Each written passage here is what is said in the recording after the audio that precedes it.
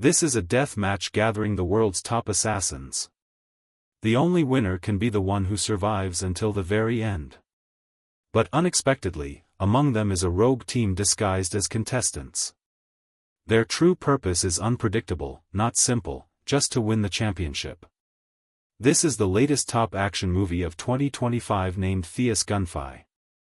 The story begins at an underground assassin tournament. Elite gunmen from all over the world gather here. They all possess extraordinary strength. But in the end, there is only one winner, only the survivor who lasts until the end and achieves the highest score receives the huge prize of $25 million. This competition exposes the ugliest sides of human nature, yet countless top assassins go crazy for it.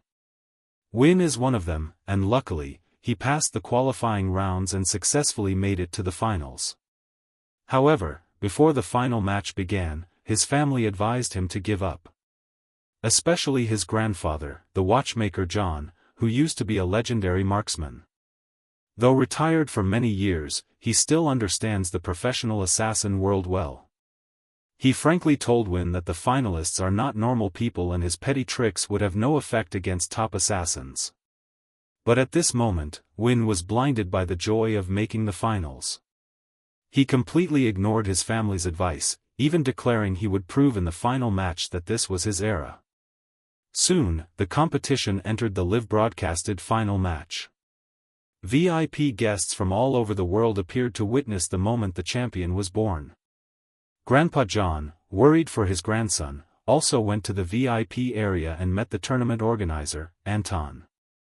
A person who could come up with such a bloody contest, even treating it as entertainment and opening it for others to place bets, surely has a bit of perversion deep inside.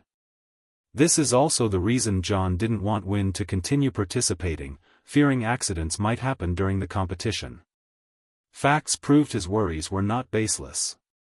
After the competition officially started, all contestants used their full force to kill just to obtain the final prop and stand on the victory podium. Among them, an assassin named Kogan stood out. He wore priest robes but acted extremely ruthlessly and decisively. He quickly took down many contestants and was only one step away from the final prop. More and more VIP guests placed bets on him, seemingly certain he would be the final winner. However, right at that moment, a dark horse suddenly appeared. That was Win, known as the Rookie Dark Horse. Kogan was taken by surprise and could only hide behind cover, not daring to show his face.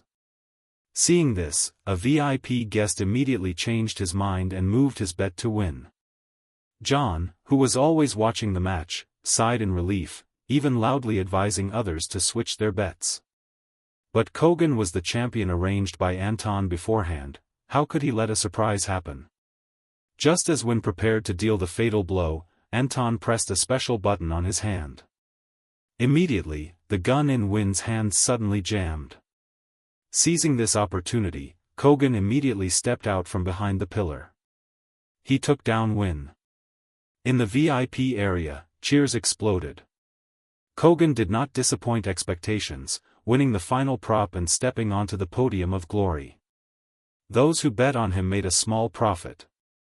Anton, the organizer, won big. Almost everyone was satisfied with this result. But John, who witnessed his grandson's death with his own eyes, was engulfed by rage. As a former legendary marksman, he realized at a glance that Anton had played dirty. Just as he intended to find Anton for revenge, he was held back by his accompanying friend, Peter. Peter advised him not to act on someone else's turf. Amidst the loud toasts, John silently determined that he must avenge his grandson Win, who died unjustly. Time flew by, and 1 year later, a new assassin tournament was about to begin.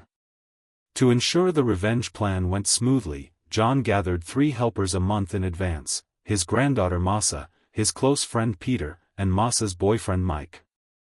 After discussion, the group decided that this time they would not only exact revenge but also survive until the end amidst the sea of blood, exposing and destroying Anton, the mastermind behind it, to completely end this perverted killing contest. Currently, the only way is to bankrupt Anton. Because once he cannot pay the huge prize money, others will handle him before the group does. But this is not an easy task. However, John had already thought of a strategy. He prepared to invite an outsider to help. That person is Jimmy, Wynn's best friend when he was alive. Moreover, he owes a large debt and desperately needs this prize money to pay it off. Surely he will not refuse their offer. Then John arranged tasks for the others. Masa, a former Special Forces soldier, would use her real identity to register in order to distract Anton. At the same time, Masa's grandmother, Dee, would also go along. Don't look down on this gray-haired old lady. In her youth, she was an undercover agent, best at disguise and seeing through people. As for the others, John arranged new identities for them to avoid Anton's investigation. They would secretly protect Jimmy, ensuring he wins the final victory. Regarding Anton, when he learned Masa and Dee registered, he indeed took notice as predicted. He ordered his subordinates to stay alert and monitor the two of them. Not long after, the pre-match party was held as scheduled. Contestants from all over the world gathered. Seeing the famous intruder Judy appear, Kogan proactively walked over to greet her. But unexpectedly, Masa, standing next to her, bluntly declared that she would definitely kill him to avenge her brother Wynn. However, these harsh words didn't affect Kogan at all. He politely said goodbye to Dee, then turned and walked away, clearly not caring about this arrogant girl Masa. At the same time, Mike met Jimmy, the bald man with black-rimmed glasses in front of him, clearly having no strength. Seeing this, Mike felt a bit guilty. If he wanted to quit, it wasn't too late now. But just as John said, the large debt threatened Jimmy's life. At this moment, he could only place his hope on this competition. Mike wanted to say something more, but right then, Anton and his bodyguards entered the banquet hall.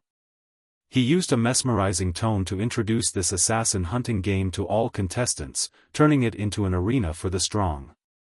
Money is not the biggest reward, the title of the strongest is what matters. Most contestants were brainwashed by his words, excitedly raising their glasses to toast him. Anton appeared very satisfied with this scene. So after finishing his speech, he didn't rush to leave with his female assistant Enla but sat in a corner observing the victims of this season. Right then, Mike at the bar caught his attention. A top assassin caring so much about that confused rookie Jimmy. This interesting combination immediately sparked Anton's interest.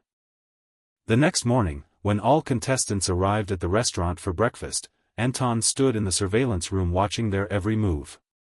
Indeed, as he predicted, Mike cared very much for Jimmy, even promising to protect him throughout the competition. Hearing this, Anton immediately signaled Enla beside him to raise the betting odds for Jimmy to 100-1. Because with his understanding of Mike, a promise made would definitely be kept at all costs. Therefore, it was very likely Jimmy would survive to the finals, and he could also take this opportunity to make a big extra profit. A while later, the loudspeaker in the restaurant sounded, requesting contestants to quickly get into position according to regulations. The first round was about to begin, and the VIP guests arriving to watch also took their seats one by one. John and Peter, disguised as wealthy men, entered the hall. After seeing Jimmy's odds corrected to 100-1 on the big screen, John immediately understood what Anton was calculating. This also meant their plan was currently proceeding very smoothly. However, he still appeared calm, enthusiastically chatting with those around him, quickly becoming friendly with two wealthy men. From them, he obtained a lot of information about Anton. Just as everyone was chatting excitedly, the contestants were introduced. Among them were not only last season's winner Kogan but also many new, talented faces. Everyone was an elite among elites, proficient in various weapons. Before the audience could regain their composure, Enla announced another shocking piece of news. This season, for the first time, the competition would be held outdoors. Anton had boldly rented out 10 streets for the contestants to destroy at will, even allowing them to kill civilians just to create a more dramatic and engaging sensory experience. But it should be noted that weapons were hidden all around the competition area. Only when found were they allowed to be used, and the score came entirely from the cards on the field. The person surviving to the end with the most points would receive the grand prize of $25 million. As soon as she finished speaking, the contestants were led by staff into the competition area one by one. In 30 seconds, the competition would officially begin. However, the countdown hadn't ended yet when a contestant tried to cheat by moving early. As a result, he was shot in the head by a sniper hiding high up. The sudden gunshot officially kicked off the competition. After the announcement over the loudspeaker ended, everyone quickly ran everywhere in the arena. Whoever found the hidden weapons first would have the advantage of being a step ahead. And all actions of the contestants were observed by the VIP guests behind the scenes. They evaluated each person's strength and chose the contestant they trusted to place bets on. At the same time, in the arena, contestants found weapons one after another. These tools were very diverse, including both guns and cold weapons. Jimmy only managed to find a wooden stick. But while he was struggling with the stick, Mike suddenly appeared at the end of the street, marching forward aggressively. Seeing this, Jimmy obediently handed the stick to him. But unexpectedly, right after that, Mike slammed Jimmy directly to the ground, declaring he would crush his kneecaps to eliminate him from the game immediately. Seeing this scene, some VIP guests immediately bet that Jimmy would be eliminated. Anton was also stunned. Didn't Mike promise before the match to protect Jimmy to the end? What kind of trick is he playing now? However, the raised stick did not strike down. Mike not only returned the weapon to Jimmy but also turned around, reached into a puddle on the ground, and pulled out a hooked spear. This was the observation ability of a top mercenary. Then he signaled Jimmy to follow him, declaring that if they wanted to win the final victory, they had to take the initiative to attack. At the same time, Dee, who only found a slingshot, also demonstrated extraordinary strength. With just 2 steel balls, she easily eliminated a contestant and conveniently took the opponent's crowbar. The VIP area immediately erupted with cheers. Then, people continued to place bets excitedly. Jimmy gradually disappeared from the guests' view. With the current situation, no one believed a weak rookie who was easily bullied could win. As more and more contestants found weapons, bloody massacres occurred continuously in the arena. Kogan, last season's winner, was still a bright candidate for the championship. He still acted ruthlessly. He even didn't forget to use blood to draw a cross to pray after each kill. This scene strongly impacted the audience's senses, making the atmosphere in the broadcast room even more lively. This group of wealthy thrill-seekers had absolutely no respect for human life. Elsewhere, Mike and the others successfully regrouped. They moved quickly through the streets, carefully searching for the gold-plated signs left by the organizers. This was the key way to obtain the cards. But unexpectedly, the first person to discover a sign was the dwarf Tim. However, just as he prepared to act, Kogan suddenly appeared and snatched it. But behind the mantis stalking the cicada, there is an oriole. At this moment, a figure jumped up like lightning. It was Jimmy, the one no one bothered to pay attention to. Moreover, with Mike and the others protecting him, Kogan didn't dare to act rashly. However, news about the sign quickly spread to other contestants. In just a few minutes, a large number of weapon-wielding assassins gathered there. At this time, Masa, who was wielding a crowbar skillfully, also caught the eyes of the VIP guests. Amidst the chaotic crowd of assassins, Jimmy seized the opportunity to approach the gold sign. Seeing him about to get the first card, a person downstairs immediately raised an iron gun intended to sneak attack, but Mike shot through his arm. Just like that, Jimmy safely obtained the first card. All cameras immediately focused on him. However, groans rang out in the VIP area. Except for John, who silently bet on Jimmy, everyone else lost in the first round. However, John's action quickly attracted Anton's attention. Knowing John had won $10 million, he hurriedly asked Enla to lower Jimmy's odds to 1-1. The first round officially ended. Everyone stopped fighting according to the rules and waited for the scene to be cleared to start the second round. But unexpectedly, a white-haired assassin got angrier the more he thought about it. He found Dee, the oldest person on the field, declaring he would kill her to vent his anger. Then he snatched a grenade worn by a staff member. At this moment, Dee had thrown away her weapon and could only panic and hide in a car by the roadside. However, right after that, the grenade rolled under the car and exploded violently. The white-haired assassin was also sniped on the spot for violating the laws of heaven. On the screen, John witnessed the whole event, his heart aching as if cut, his body trembling uncontrollably. He didn't expect Dee to die so unjustly. But right at this moment, Anton took the initiative to approach. He asked why John bet on Jimmy. John, in extreme pain, was in no mood to deal with him, only answering perfunctorily that he just played randomly and didn't think about winning or losing at that time. Anton clearly didn't believe him, but right then, the female assistant Enla suddenly stepped between the two and called Anton away, not letting him continue probing. It turned out that just moments ago, logistics staff discovered the reason the dwarf Tim found the gold sign so quickly was that his glasses were a cheating device, thus, he was also eliminated for violating the rules. Elsewhere, under Anton's provocation, John decisively continued to bet on Jimmy. Seeing this, Anton smiled with hidden meaning, thinking his provocation strategy had succeeded. He didn't know at all that he had fallen into the trap John had meticulously set. Very quickly, the second round officially began. In this round, contestants were only allowed to use cold weapons, with no prelude or drama. As soon as they entered the competition area, a fierce confrontation immediately broke out. This massacre lasted nearly half an hour and only ended when someone successfully obtained the round 2 card. According to the plan discussed beforehand, Jimmy intentionally lost in this round. It was thought this could completely erase Anton's suspicion, but unexpectedly, he found out John's true identity. And the person who revealed that secret was Peter, the teammate John trusted most. In a reluctant situation, John decided to go all the way. He directly bet $1 million, at high odds, that Jimmy would win the final victory.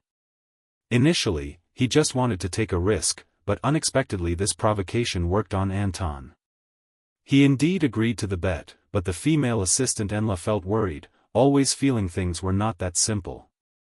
However, Anton still insisted on doing it his way, clearly having been provoked by John to the point of losing all reason. Very quickly, the competition finally reached the last round. The armory was open to all contestants, but each person could only take 1 gun and 2 magazines.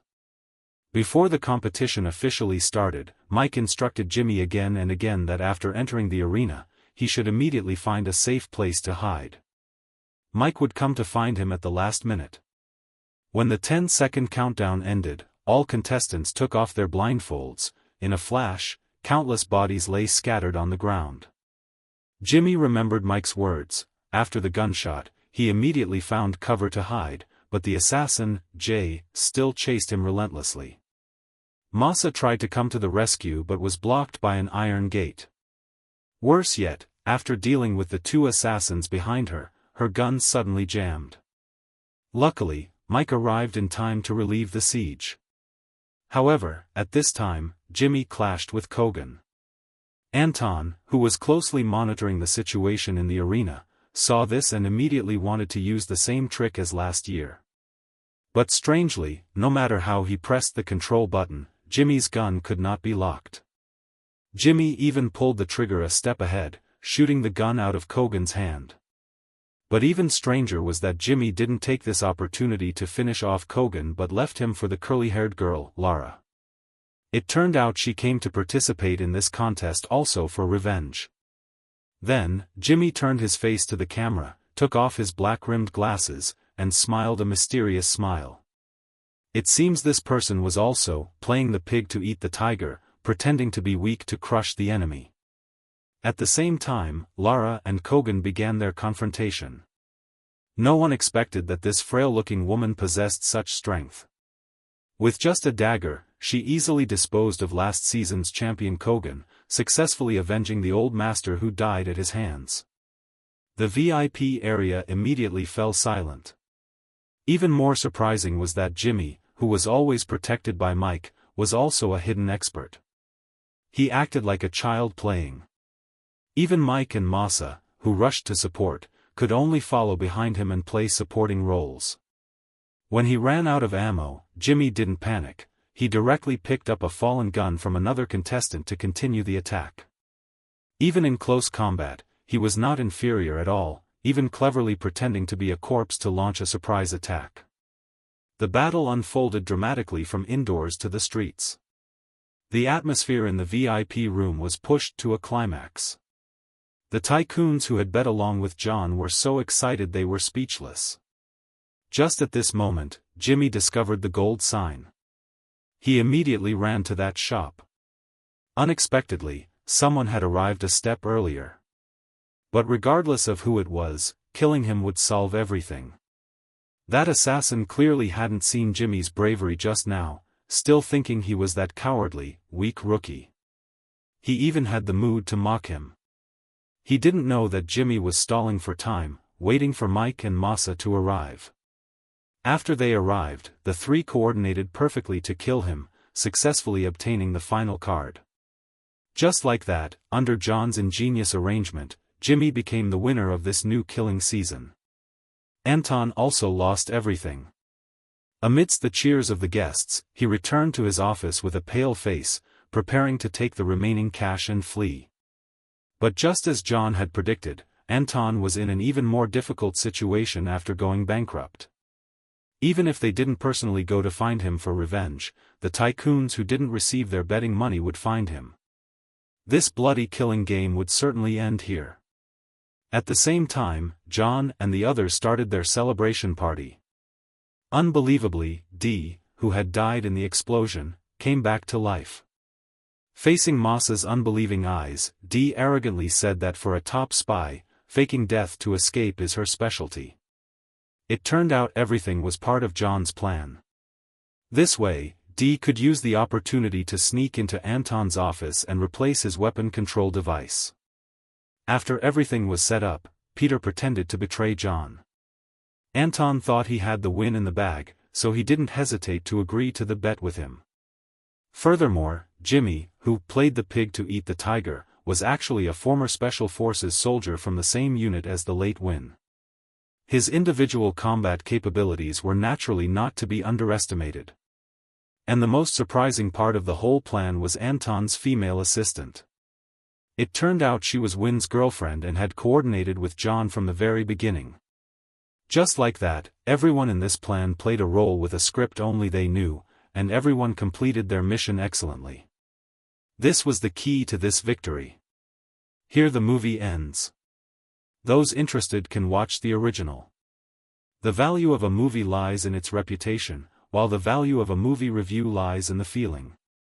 The story ends here today. Thank you for watching. How do you find this movie? Please comment below.